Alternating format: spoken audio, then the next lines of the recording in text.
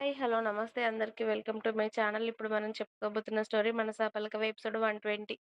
దొంగ మొహం దానికి. ఇది పుట్టింట్లోకి వెళ్ళాక దీనికి మొగుడు గుర్తు రావట్లేదనుకుంటా అని అనుకున్నాడు. అక్కడ సాహిత్య ఏమో సిద్ధు ఆలోచనలతో, ఇక్కడ సిద్ధు ఏమో సాహిత్య ఆలోచనలతో ఇద్దరు ఒకరి గురించి ఒకరు ఆలోచిస్తూనే ఒకరికొకరు ఫోన్ చేయాలని కూడా అనుకోరు. అలా 10 రోజులు గడిచాయి.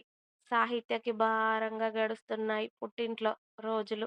అసలు ఆమెకక్కడ ఉండాలి అనిపించట్లేదు. కానీ ఇప్పటికిప్పుడు వాళ్ళ అత్తగారింటికి వెళ్ళిపోతే తనని ఏమంటారు? పైగా డెలివరీ వరకు ఇక్కడే ఉంటాను అని బిల్డప్ ఇచ్చి మరీ వచ్చింది కదా!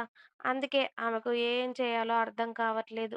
సిద్ధుకి కాల్ చేద్దామంటే ఇగో అడ్డొచ్చేసి మళ్ళీ అతడు ఫోన్ చేస్తే గుర్తుకు వచ్చాను అని అంటాడు అని అతడికి ఫోన్ చేయడం లేదు సాహిత్య. కనీసం అతడైనా చేస్తాడేమో అని ఎదురు చూస్తూ ఉంది.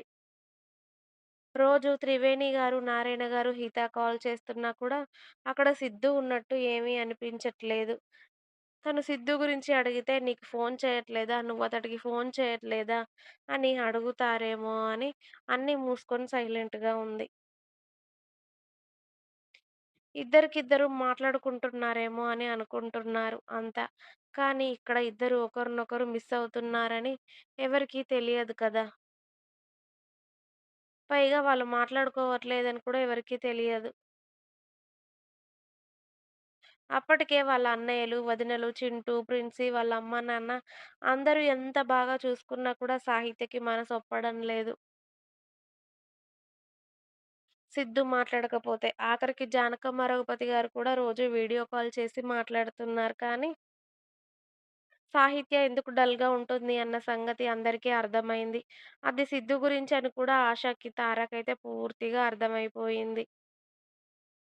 ఆ రోజు ఉదయాన్నే టిఫిన్ చేసి టాబ్లెట్స్ వేసుకొని లంచ్ టైమ్ అవుతున్నా కూడా తినాలి అనిపించట్లేదు వదిన.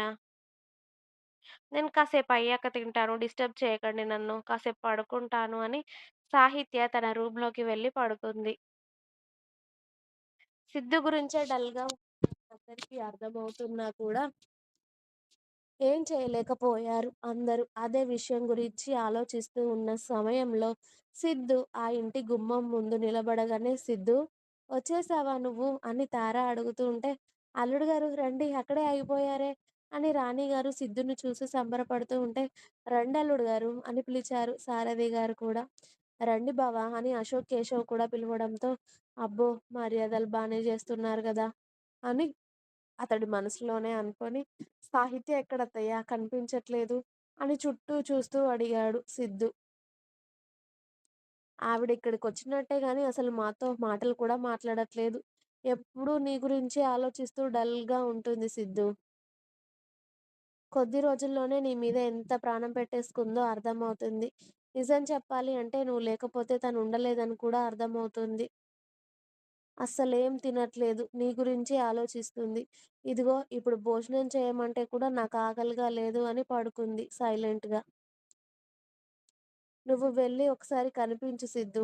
అప్పుడైనా మా పాత సాహిత్యం మాకు తిరిగి వస్తుందో చూద్దాం అని తార, ఆశ నవ్వుతూ ఉంటే నేనెళ్ళి మాట్లాడతాను. ఇంతకీ సాహిత్య ఎక్కడ ఉంది అనగానే, అదిగో రైట్ సైడ్ ఫస్ట్ రూమ్ తనదే సిద్ధు అని తార చెప్పగానే, థాంక్ యూ అక్క అని సిద్ధు, చింటూకి, ప్రిన్సీకి చాక్లెట్ ఇచ్చి సాహిత్య రూమ్‌లోకి వెళ్ళగానే మళ్ళీ వాళ్ళ అమ్మ గాని, వదిన గాని వచ్చిందేమో అనుకోని సైలెంట్‌గా కళ్ళు మూసుకొని పడుకొని ఉంటుంది సాహిత్య అటువైపుకి తిరిగి.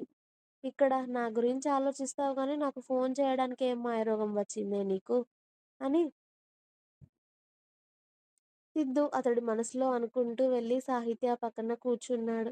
అప్పటికే ఎవరో వచ్చినట్టు అర్థమవుతున్నా కూడా సాహిత్య కావాలని కళ్ళు తెరవదు.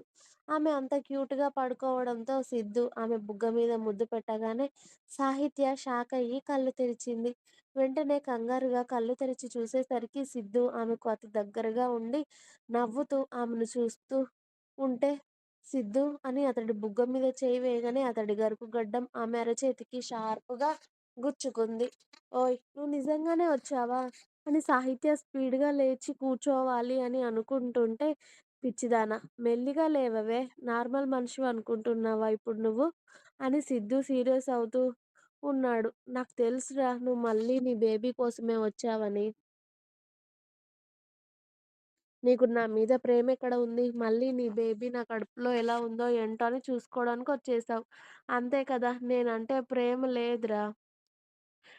నేనే రోజు నువ్వెప్పుడు ఫోను చేస్తావా? ఎప్పుడు మెసేజ్ చేస్తావా? ఎప్పుడొస్తావా? అని ఎదురు చూస్తూ ఉన్నాను పిచ్చిదానిలాగా. కానీ నీకసలు ఒక పెళ్ళాం ఉంది.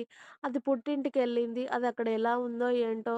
తింటుందా? పడుకుంటుందా? టాబ్లెట్స్ వేసుకుందా? హాస్పిటల్‌కెళ్ళిందా? ఏం చేస్తుంది? అన్న ధ్యాస ఉంటే కదరా నీకసలు. నేనే నిన్ను ప్రేమించి పెళ్లి చేసుకొని ఇన్ని బాధలు పడుతున్నానురా. నువ్వు నన్ను టార్చర్ చేస్తూ బానే ఉన్నావు కదా! అని సాహిత్య అప్పటికే కళ్ళ నీళ్లు పెట్టుకుంటూ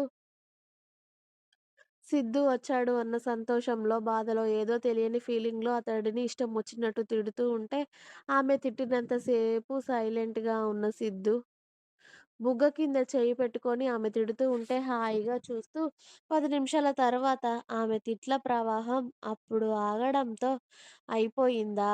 అని అడిగాడు ఆమె చేతిలో జ్యూస్ గ్లాస్ పెడుతూ. నేనిక్కడ ఇంత బాధపడుతూ ఉంటే నీకు జోక్‌గా ఉంది కదా! అని సాహిత్య మళ్ళీ కళ్ళల్లోకి నీళ్లు తెచ్చుకుంటూ ఉంటే, ముందు తాగవే. తాగిన తర్వాత ఎనర్జీ ఫుల్లుగా తెచ్చుకొని అప్పుడేడు, లేకపోతే తిట్టు. అంతేగాని ఇలా పూర్తిగా ఎనర్జీ అయిపోగొట్టుకుంటే ఎలా? ముందు తాగవే నువ్వు అని బలవంతంగా సాహిత్య చేత జ్యూస్ తాగించడంతో, అప్పుడు గ్లాస్ జ్యూస్ అంతా తాగి గ్లాస్ పక్కన పెట్టి, మూతి తుడుచుకుంటూ చిన్నపిల్లలాగా ఉక్రోషంగా చూస్తుంది సిద్ధు వైపు. ఆమె చేసేవన్నీ కనురెప్ప కొట్టకుండా చూస్తున్న సిద్ధు, "అసలు నన్ను వదిలి ఉండని దానివి నీకెందుకే ఇంత టెక్కు? నేను నిన్ను మీ ఇంటికి వెళ్ళమని చెప్పానా? లేకపోతే నేను నా పెళ్ళాన్ని చూసుకోను అని చెప్పానా? నేను నిన్ను వదిలి ఉంటాను అని చెప్పానా? అసలెందుకే నీకంత పొగరు?" ఆ రోజు కూడా అంతే. నేను ఇంటికొచ్చేసరికి మీ అమ్మమ్మ వాళ్ళ ఇంటికి వెళ్ళి ముల్లే ముఠా సర్దుకొని వెళ్ళిపోయావు. కనీసం చెప్పావా? చెప్పలేదు. నేను మంచోడిని కాబట్టి సైలెంట్‌గా ఉన్నాను. అదే వేరే ఇంకొకడైతేనా, మీ అమ్మమ్మ వాళ్ళ ఇంటికి వచ్చి రచ్చ రచ్చ చేసి నిన్ను 4 తన్ని, మళ్ళీ వాడితో వెంట తీసుకెళ్ళిపోయేవాడు తెలుసా? పోనీలే ఏదో ఇబ్బంది పడుతుంది కదా! 4 రోజులు సంతోషంగా ఉంటుంది కదా అక్కడ అని నేనొదిలేస్తే, ఆహా! ఇప్పుడు పుట్టింటికి కూడా ఏదో పొలోమని వచ్చేసింది. డెలివరీ వరకు ఇక్కడే ఉంటుందని చెప్పి. కాస్తైనా బుద్ధుండాలి. కడుపుతో ఉన్నావు మరి. ఇంత జర్నీ చేయొచ్చా అని లేదు. నేను వెళ్తున్నాను అని చెప్పావా? నువ్వు మా అమ్మకి గాని, నాకు గాని వెళ్ళొస్తా అని గాని ఏదైనా అడిగావా? చెప్పావా? ఏదీ లేదు. మా వాళ్ళతో వెళ్తాను అన్నావు. అంతే వాళ్ళడగగానే. మాకు కూడా చెప్పలేదు. వస్తాను మీ అమ్ వస్తాను అని మీ అమ్మ వాళ్ళతో చెప్పి వెళ్ళిపోయావు. ఏ మేమెవరు నిన్ను మంచిగా చూసుకోలేదా? లేకపోతే రాచి రంపాన పెడుతున్నామా? మా అమ్మ, నేను, మా చెల్లి అసలెవరికీ పెట్టకుండా రావాల్సిన అవసరం నీకేముంది? అసలు నువ్వు